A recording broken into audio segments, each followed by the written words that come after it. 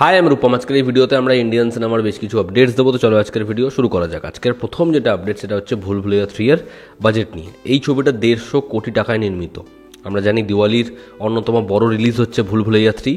এই ছবিটা অলরেডি নিজের 135 কোটি টাকা রিকভার করে ফেলেছে। এই ছবিটা ডিজিটাল রাইটস, স্যাটেলাইট রাইটস এবং মিউজিক রাইটস অ্যাপ্রক্সিমেটলি 135 কোটি টাকায় বিক্রি করে ফেলেছে। ফলে এই ছবিটা রিস্ক নেই এবং ম্যাক্সিমাম যে ছবিগুলো এই বাজেটের মধ্যে হয় সেই ছবিগুলোর রিস্ক থাকেও না। এবার দেখার এই ছবিটা বক্স অফিসে কেমন কি বিজনেস করতে পারে। তবে যাই করুক না কেন এই ছবিটা বক্স অফিসে 150 কোটি তো কামাবেই।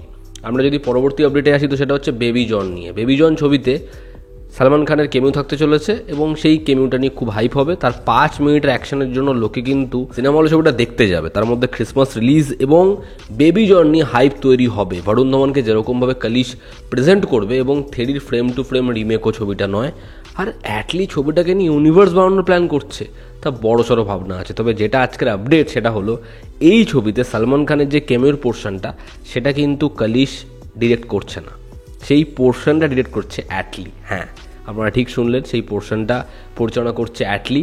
তো আমরা সেই পোর্শনে সালমান ভাইয়ের থেকে ব্যাপক কিছু পোর্শন, ব্যাপক অ্যাকশন সিকোয়েন্স, ব্যাপক ডায়ালগ বাজি এবং সোয়াগ এক্সপেক্ট করতেই পারি। দেখার অ্যাটলি সালমান খানকে এই ছবিতে কীরকমভাবে প্রেজেন্ট করে। জিগরা ছবিটাও রিলিজের আগে 90 কোটি টাকা কামিয়ে নিয়েছে। জিগরার মতো ছবি 90 কোটি টাকা রিলিজের আগে, ভাবো জাস্ট। এই পরিচালকের আগের ছবি যেটা ওটিটিতে খুব ভালো পারফর্ম করেছে, মনিকা ও মাই ডার্লিং, আলিয়া ভাটের প্রিভিয়াস ছবি ডার্লিংস, সেটা ভালো পারফর্ম করেছে।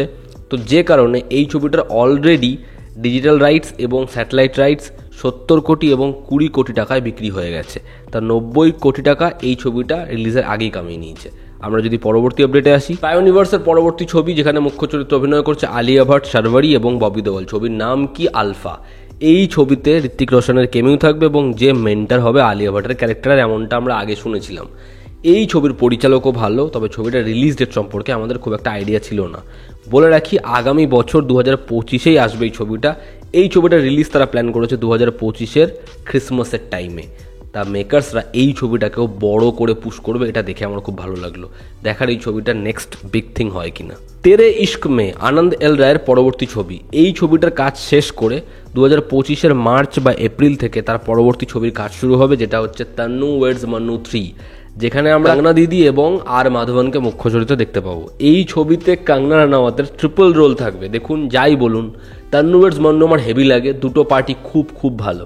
আশা করছি থার্ড পার্টটা হিট হবে, আনন্দ এল রায় ভালো বানাবে। দেখার ছবিটা হয় কেমন। রজনীকান্ত হাসপাতাল থেকে ফিরেছে, তার অবস্থা এখন স্টেবল রয়েছে। 3 সপ্তাহ তিনি রেস্ট নেবেন এবং তিনি কুলির শুটিং এখন করবেন না।